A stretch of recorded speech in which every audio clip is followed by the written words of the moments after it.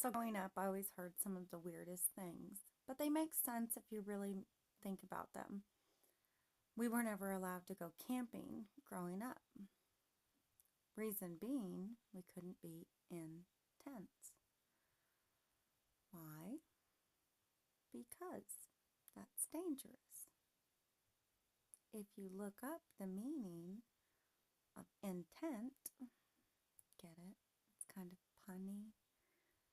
There's a purpose behind it, there's a meaning. That's why we were never allowed to go camping. Why? Free spirit. Be as free as you want to be. Do not let anything or any one person hold you back. Do not let anybody stifle your potential. You're worth more than your weight in gold.